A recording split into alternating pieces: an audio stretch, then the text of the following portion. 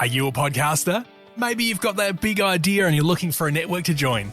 The multi-award-winning Ozcast Network can get your content to eyes and ears all over the world. Join now for the first month free, and you could be featuring this sound at the beginning of your podcast. Ozcast. Simply head to ozcastnetwork.com for details. Phil Ackman, are you there? I am, Jeremy, and I just want to say that I'm deeply relieved because the Australian Competition and Consumer Commission, the ACCC, about to bring down their report into supermarkets in Australia. You remember, we've got Coles, we've got Woolworths. Between them, they're about 70% of the market. But they're not operating any kind of duopoly. They're not. It's not really a monopoly thing, even though they are amongst the most profitable in the world, exceeded only apparently by the Canadians, who have one giant everything, Loblaw, if I remember correctly. Anyway, they're making buckets of money, but there's nothing to be seen here. They're not running any kind of duopoly. Sure, they're making a large profit, and sure, they're keeping as much as they can for themselves. And there's no possible way in which they could be operating in any way together. So if one puts the price up for something or other, the other one doesn't say, yippee, I'm putting my price up as well. No, they fiercely compete with each other. And here's one of the things that's going on. The federal government have already, I'm going to say pre-announced, but it's brave of them because they're gutsy, that they're going to commit their $2.9 million. $2.9 million. Another inquiry. No, an educational program for fruit and produce suppliers to educate them about how they can rely on the voluntary grocery code not to get monstered by the only two buyers in the market. So they're going to be able to say, look, I can only sell to you or Woolworths, Mr. Coles, but I feel under the grocery code you're forcing me to sell at the price point which is almost unsurvivable for me, so bugger off, I'm going to go broke. That's what they're going to be educated, and I think that's wise. So what you're saying, Phil, is nothing to see here as usual. Yeah, no, nothing to see. No, but listen, Phil, listen, let me play devil's advocate. If you got these two really big companies, and you would have to expect them to use their market strength to screw the best deal they can out of their supplier. I would be amazed if they didn't. Of course. That's what happens when you've got monopoly behaviour. I mean, the same thing happens in the airline business. When you've got essentially Qantas and Virgin, because that's it, because Qantas owns Jetstar. Yep. Jetstar's just a defensive move by Qantas to make sure nobody comes in to really compete with them. Yep. So when you've got that, what you have is two things. You have sky-high prices and the lowest possible service that can possibly be provided, because that's how you make the biggest profit. And why do we have a marketplace that's filled with monopolies? You know, they're actually duopolies and oligopolies. So there are two or three, or in some cases four. The banks come immediately to mind. If there was only one, it would be so obvious that even the government would have to do something. Yeah. But as long as it's two or three, no problem, mate, you carry on. And so the entire marketplace in Australia is just a series of monopolies. That's what it comes down to. Well, the hardware market. Yeah, well, it sort of works with newspapers and, as you say, hardware stores. It does. It does work for newspapers. That was a shameful decision years ago that in almost every state, the dominant newspaper is owned by one group, that's News Limited. Yep. But that's all going to come to an end given the stuff that's been going on in the Chancery Court in Delaware. I don't know whether people have been following that, but basically Rupert Murdoch has vast numbers of children, but four of them are the trustees. And Rupert and Lachlan decided that what would happen best for everybody if Lachlan took complete control and the others were just essentially told to bugger off. They'd still be rich, but they're told to bugger off. And amazingly, the Chancery Court in Delaware has decided against it. They've said, what's the point of having a trust agreement if you can just tear it up? There's a point. So I think that's sensible. But of course, the other thing that's going on, I mean, you've got to love Australian democracy, haven't you? So what's come out in the last couple of weeks now is that when you buy a house across Australia, depending on the state you're in, but they're all in this, about 49%, so let's call it half, the amount that you pay for your house is going in government fees and charges. Yes. So you buy a house for $1 million, $500,000 of that is going to the state government, local council, and anybody else they can think of. And you are borrowing typically, 70, 80%? So you're borrowing $800,000. So what you're doing is not only are you being stitched up for all the fees they're charging, which are half the cost of the house, but you get to borrow that and pay it back over the next 30 years at the bank's interest rate without being able to claim the deduction. Yep. But isn't it strange? The crocodile tears that the government cries over the cost of affordable, or the need for more affordable housing and the cost of housing generally, when they could halve the cost of that house overnight if they wanted to. Yes, and flats, apartments, about 38%. And there have been two other things moving in this one. The first one is that if you buy a new house now, that house, the moment you put your car in the driveway, that house has lost about 15% of its value. So if you buy a brand new house, and so your dream home, you and your dewy bride walk over go over the threshold into this lovely brand new home nobody's ever lived in, cost you $1 million, it's now worth $850. That's what it's worth. So buying new is worth less. And if you then sensibly want to get it insured, you'll find that you're paying the government stamp duty on that insurance policy. Okay, so in New South Wales, they've just calculated one example. Somebody's policy was 2934.72. Call it $3,000. Yeah. And the total amount of taxes and charges and fire brigade levies and everything else they can think of amounted to almost 800. So 800 on 3,000, call it 25%. It's wonderful, I think. Yeah. But there's other good stuff going on. Yeah. Lots of other good things. So in Victoria, they've just had their annual literary prize. There's about $380,000 roughly up for grabs. And there have been 11 winners. 4 of the 11 winners are First Nations people. And the one who won the big prize is a lady who produced a picture book, and a First Nations lady who produced a picture book of where she contained drawings of her life as a member of the Stolen Generation. And then there were 3 other first Australian winners. And in total, 7 of the 11 winners were female. So if you look at the Indigenous representation, they're overrepresented about 12 times. Yeah.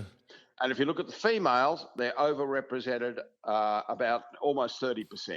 Do you think we'll reach a point where they're going to sort of drown baby boys at birth? Well, I think, I'm glad you brought that up, because I've been thinking about, and I actually think all males should be no, I mean this in a caring. No, I know, but I think you would be very impressive to them. Well, the guys in Canberra, Yes. Oh, yes. No, that would be popular.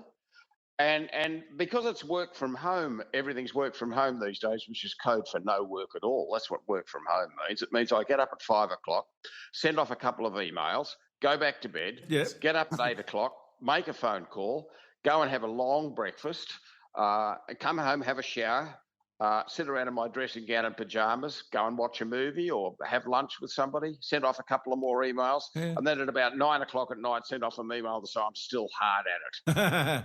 Good boy. Have you heard that they've been looking for the happiest country in the world? Oh, yes, I have. I saw that. Yeah, you saw that? I did. Wonder why. No, I've been there. I had one stage Finland? I was flying backwards. I was flying backwards and forwards to Helsinki for meetings with a client. And it's a very pleasant place, but by God, it's cold. And the food, I remember one time I was up there and I was going dog sledding, which is another story. But and dinner was reindeer meat in cloudberries. Now, some of their stuff's fabulous, but reindeer meat in cloudberries. What did it taste like? Well, it tastes like pretty tough old meat. I'm going back decades now. It was a pretty tough old reindeer, baked, probably. No, boiled in Ardith cigarette butts. Do you remember Ardith cigarette butts? Oh, I remember Ardith, yes. So if you can imagine. Are you a podcaster? Maybe you've got that big idea and you're looking for a network to join. The multi-award-winning Ozcast network can get your content to eyes and ears all over the world. Join now for the first month free, and you could be featuring this sound at the beginning of your podcast. Ozcast. Simply head to ozcastnetwork.com for details. We used to advertise. That's what it tastes like. Yeah. But I'll tell you what, because I did business in large numbers of countries at one stage before I became feeble-minded, and Finland was about the most honourable country I ever dealt with. Yeah, so they're the happiest. How would you go around and choose? How would you gauge them? How would you judge? Well, a lot of these things are based on indices that are pretty difficult to determine. There'll be dozens of determinants. Is it the happiness index, the World Happiness Index? It's something like that. And it measures, all sorts of things. I suppose the dimensions of the average smile, how much candy costs. But the telling sign is that Australia has now slipped out of the first 10. No, we're 11, I think. Yeah, so we're declining. Our happiness is declining. We need to change a government to put a smile on our face. Yeah, I mean, it's going to be fascinating, the next government. It's going to be fascinating. For a moment there, up until, in fact, today, I had grave concerns for both Albo, I think we can call him that because he's my friend, Albo, and, of course, Dutton, who's another terrific bloke. They're lovely thinkers. I thought it was going to be really difficult because they're trying to figure out what they should think about Trump. Now, they have neither of them has any natural instinct about how to view it. All they're interested in doing is discovering what we think so that they can then copy that, which they believe will make them popular, and hopefully it'll get one of them over the line to become Prime Minister. You don't want to offend anybody, Phil? Oh, no, not at all, no. We're just going to find out whatever's the most popular position, and that's the one we're going to have. But, of course, now the whole game's changed because the Canadians who've just elected the new leader of, I think it's the Conservatives, a guy who's an ex-merchant banker, who's elected 2 weeks ago, and he didn't have to go to the polls, as I understand it, until October. But he's just announced he's going on the 28th of April. Now, that'll be only a week or so before Australia goes to the polls. So both Albo and Dutton will have that photocopier out. They'll have gone off. They'll have ordered as much toner cartridge as they can, and they'll be copying everything that this guy in Canada does and seeing what the results are. And if it turns out he beats up on Trump and that makes him wildly popular, then I think we can expect to see both Albo and Dutton beating up on Trump. On the other hand, if he falls in love with Trump and winds up, wandering off into the desert with Trump, hand in hand, then that's what we can expect from Albo and Dutton. Now, this CFMEU expose, I think it was Nick Mackenzie, very, very good bloke, good journalist. Now, that expose, which is, 6 months ago, I can't remember, Phil, something like 6 months ago. Yeah, it goes back a year, round one. Well, shock horror, there's another expose, and apparently nothing has changed. You reckon? No, that's a misrepresentation. I mean, about a year ago, The Age and the Sydney Morning Herald published and then were supported by 60 Minutes, which, of course, is owned by the same group, so it's not surprising. But basically, I'm going to summarise here in a tabloid fashion. Basically, the CFMU was rotten to the core. Pretty much it. Infiltrated by every conceivable kind of crook and bikie you could possibly imagine, all matter, just endless problems. And this created a huge problem for Australia's state and federal Labor governments because they are a creature of the union movement. And just as big business has consolidated into a tiny number of monopolistic players, so the union movement has consolidated into a tiny number of monopoly players, one of which is the CFMEU, and its job to, it's the name of the union says it all: construction, forestry, mining, gardening, everything you can think of, all consolidated into the one union. But isn't it the old Builders Labourers Federation? Isn't it the same thing? That's it. That's how it started. Normie Gallagher. Yeah, yes. All of that. Yeah, it's everything you can think of. But of course, what can they do about it? I mean, all they can do is pretend. All Labor governments can do is pretend to be disappointed and pretend to take action without actually doing anything. It'd be like taking your own parents to court. Yeah, but you can do something, Phil. You can actually look around and find some like-minded person to be the administrator that you have put in high dudgeon to fix the problem. Yes. And hence nothing has happened. No. And people are surprised that nothing has happened. Yes. Well, I mean, it's a very difficult problem. And the union movement, of course, is still making significant donations to Labor. And what we know, in reality now, and again, I'm going to be a bit tabloid about this, but I don't think I can be I don't think I can be labelled inaccurate. Essentially, the Labor Party is a captive of the union movement. And we know that significant sections of the union movement are fundamentally and systemically corrupt. And therefore, by definition, the Labor Party must be the same. Now, by the way, I'm not saying anything more positive about the Libs. It's a nature, it's a nature of the model. You wind up being captured by special interests, which brings us back to the supermarket thing. Yeah. I mean, if you ask average Australians whether they thought supermarket prices were fair and reasonable, and they'd moved fairly and reasonably, the overwhelming position would be certainly not. Nobody would agree that was fair. So if government was just driven by popularity, then what they'd do is they'd break it up. Ditto with the airlines. Ditto, frankly, with the hardware industry, where Bunnings is now like 70%. Yeah. And I daren't mention the banks because, the others do have the potential to be rapacious and to maximise profits and to be unreasonable and difficult and dictatorial, but the banks are fluffy and lovely. Yeah. Well, speak of the bridge that carries you over, or speak well of them. Look, if the conservative side of politics has the business world to call upon for support, financial support, donations and whatnot, the Labor side of politics has got this wonderful thing that Paul Keating put in place, which was the industry superannuation funds.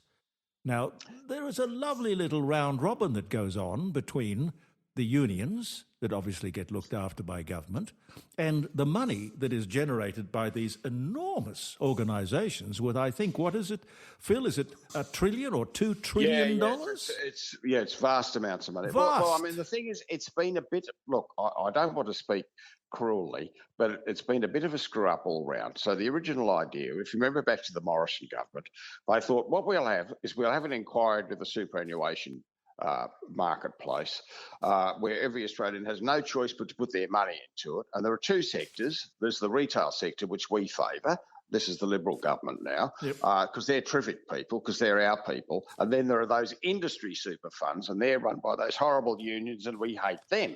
So they perform better. But they do perform better. Yeah, that's it. They had the Royal Commission, and horrifyingly, the industry funds did a lot better than the retail funds. So retail's comprehensively buggered.